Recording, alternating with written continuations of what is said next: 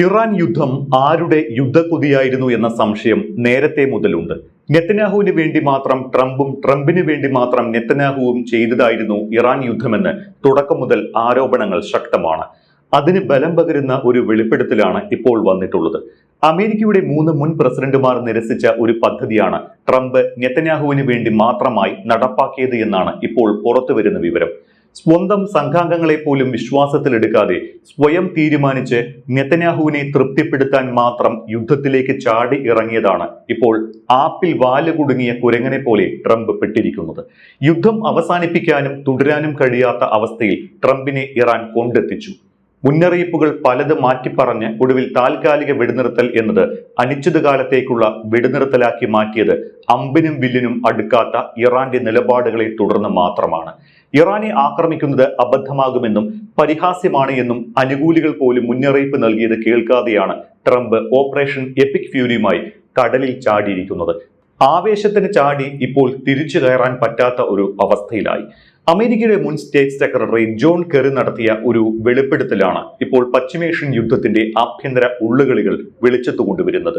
അമേരിക്കയുടെ 3 മുൻ പ്രസിഡന്റുമാരുടെ ഭരണകാലത്ത് ഇസ്രായേൽ പ്രധാനമന്ത്രി ബെഞ്ചമിൻ നെതന്യാഹു ഇറാൻ ആക്രമണ പദ്ധതിയുമായി അമേരിക്കയെ സമീപിച്ചിരുന്നു. അതിലൊന്ന് യുദ്ധക്കൊതിയെന്നു പേരുകേട്ട ഇല്ലാത്ത ആണവ യുദ്ധത്തിന്റെ പേരിൽ ഇറാഖിനെ ആക്രമിച്ച് അസ്ഥിരപ്പെടുത്തിയ ജോർജ് W. ബുഷ് ആയിരുന്നു. പിന്നീട് ബരാക് ഒബാമയും ജോ ബൈഡനും പ്രസിഡന്റ് ആയപ്പോഴൊക്കെയും നെതന്യാഹു ഇതേ ആവശ്യവുമായി അവരെയൊക്കെ സമീപിച്ചു. പക്ഷേ എല്ലാവരുടെയും ഉത്തരം ഒന്നായിരുന്നു: ഇറാനെ ആക്രമിക്കാനാകില്ല.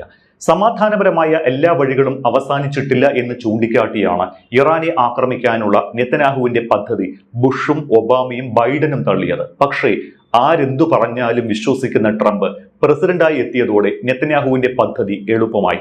നെതന്യാഹു പറഞ്ഞതെല്ലാം വിശ്വസിച്ച ട്രംപ് എടുത്തുചാടി ഇപ്പോൾ ഊരാട്ടുടുക്കിലായി. ഇറാൻ ആക്രമണ പദ്ധതിയുമായി ട്രംപിനെ നെതന്യാഹു സമീപിച്ചപ്പോൾ എതിർത്തത് ട്രംപ് ആയിരുന്നില്ല, ട്രംപിന്റെ ആഭ്യന്തര സംഘം തന്നെയായിരുന്നു. ട്രംപിന്റെ സ്വന്തം സംഘത്തിലെ അംഗങ്ങൾ തന്നെയാണ് ഇറാൻ ആക്രമണത്തെ എതിർത്തത്. സംഘത്തിലെ പ്രധാന അംഗങ്ങളെല്ലാം നെതന്യാഹുവിന്റെ ഇറാൻ ആക്രമണ പദ്ധതിയെ പരിഹാസ്യമെന്നാണ് വിളിച്ചത്. നിശിതമായി തന്നെ ട്രംപിന്റെ വിശ്വസ്ത സംഘം പദ്ധതിയെ എതിർത്തിരുന്നു. എന്നിട്ടും ട്രംപ് നെതന്യാഹുവിനൊപ്പം നിന്നത് ഇറാന്റെ ഭരണ നേതൃത്വത്തെ അസ്ഥിരപ്പെടുത്തുക, ദുർബലപ്പെടുത്തുക എന്ന സ്വന്തം താല്പര്യങ്ങളുമായി നെതന്യാഹുവിന്റെ പദ്ധതി യോജിച്ചു പോകുന്നതാണ് എന്നതുകൊണ്ടായിരുന്നു. ഇറാന്റെ ഭരണ നേതൃത്വത്തെ ദുർബലപ്പെടുത്തി അട്ടിമറിച്ച് ഇറാനിയൻ എണ്ണയുടെ നിയന്ത്രണാധികാരം പിടിച്ചെടുക്കുക എന്നതാണ് ട്രംപിന്റെ ലക്ഷ്യം. നെതന്യാഹു പറയുന്നതനുസരിച്ചാണ് എങ്കിൽ ദിവസങ്ങൾ കൊണ്ട് തന്നെ തന്റെ ലക്ഷ്യം നേടാനാകുമെന്നും ട്രംപ് കണക്കുകൂട്ടി. നെതന്യാഹുവിനാകട്ടെ ഇറാനെ ഇല്ലാതാക്കുക എന്നതാണ് പരമപ്രധാനമായ ലക്ഷ്യം. അതിനുവേണ്ടിയാണ് നെതന്യാഹു ജോർജ് W. ബുഷ് മുതലുള്ള US പ്രസിഡന്റുമാരെ യുദ്ധമുഖത്തെത്തിക്കാൻ ശ്രമിച്ചത്. കാരണം ഇറാനെ നശിപ്പിക്കാനാണ് എങ്കിലും ഒറ്റയ്ക്ക് ആക്രമണത്തിനിറങ്ങിയാൽ ഇസ്രായേൽ തകർന്ന് തരിപ്പണമാകുമെന്ന് നെതന്യാഹുവിന് നന്നായി അറിയാം. US കൂടെ കൂട്ടിയാൽ സാമ്പത്തികമായും സൈനികമായും ശക്തിയുള്ള അമേരിക്ക കാര്യങ്ങൾ നോക്കിക്കോളുമെന്ന് നെതന്യാഹു കണക്കുകൂട്ടി. അങ്ങനെ 3 മുൻ പ്രസിഡന്റുമാരും തള്ളിക്കളഞ്ഞ പദ്ധതി ട്രംപിനെ കൊണ്ട് അംഗീകരിപ്പിക്കാൻ നെതന്യാഹുവിന് വലിയ പ്രയാസമൊന്നും ഉണ്ടായില്ല. കടുത്ത ആഭ്യന്തര എതിർപ്പുകൾക്കിടയിലും ഡൊണാൾഡ് ട്രംപ് പദ്ധതി അംഗീകരിച്ചു. 2 ആഴ്ചക്കകം തന്നെ ഓപ്പറേഷൻ എപ്പിക് ഫ്യൂരി എന്ന പേരിൽ യുദ്ധ പദ്ധതിക്ക് ട്രംപ് അംഗീകാരം നൽകി. ബാക്കി നടന്നത് എല്ലാവർക്കും അറിയാം. ഇറാനെ ആക്രമിച്ചതിന്റെ ഫലം അനുഭവിച്ചത് US ജനതയോ ഇസ്രായേൽ ജനതയോ മാത്രമായിരുന്നില്ല. ഗൾഫ് മേഖല ഒന്നാകെ അതിന്റെ കെടുതികൾ അനുഭവിച്ചുകൊണ്ടിരിക്കുന്നു. ഹോർമൂസ് എന്ന ആണവായുധം ഇറാൻ പ്രയോഗിച്ചപ്പോൾ അക്ഷരാർത്ഥത്തിൽ പ്രതിസന്ധിയിലായത് ലോകമൊന്നാകെയാണ്. ആഗോള സമ്പദ് വ്യവസ്ഥയെ തന്നെ അത് ബാധിക്കുകയും ചെയ്തു. പക്ഷേ ട്രംപ് ലക്ഷ്യം വെച്ച നേതൃമാറ്റം സാധ്യമായോ എന്ന് ചോദിച്ചാൽ ഒറ്റവാക്കിൽ ഇല്ല എന്ന് ഉത്തരം പറയേണ്ടി വരും. ഇറാനിയൻ എണ്ണയുടെ നിയന്ത്രണം ഏറ്റെടുക്കാൻ പോയ ട്രംപിന്റെ യുദ്ധക്കൊതി മൂലം യൂറോപ്പിലും അമേരിക്കയിലും അടക്കം ഇപ്പോൾ ക്രൂഡ് ഓയിൽ വില കുത്തനെ കയറി.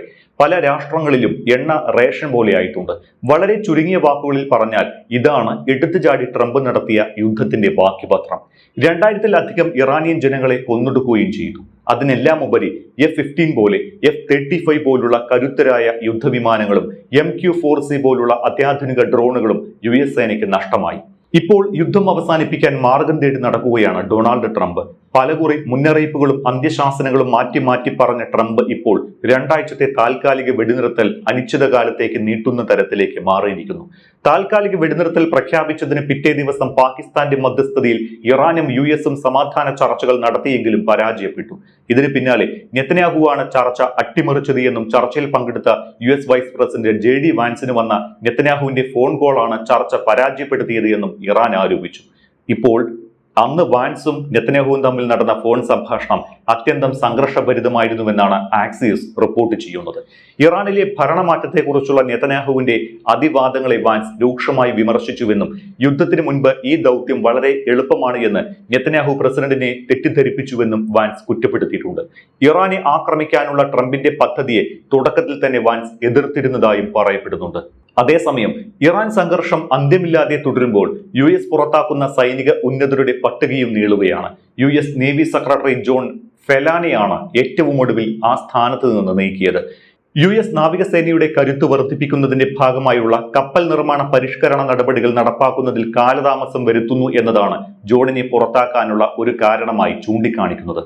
മാത്രമല്ല, ഇദ്ദേഹവും പ്രതിരോധ സെക്രട്ടറി പീറ്റ് ഹെക്സത്ത് ഉൾപ്പെടെയുള്ള പെന്റഗൺ നേതൃത്വവുമായുള്ള ബന്ധം അത്ര നല്ലതായിരുന്നില്ല എന്നുള്ള വിവരവും പുറത്തു വരുന്നുണ്ട്.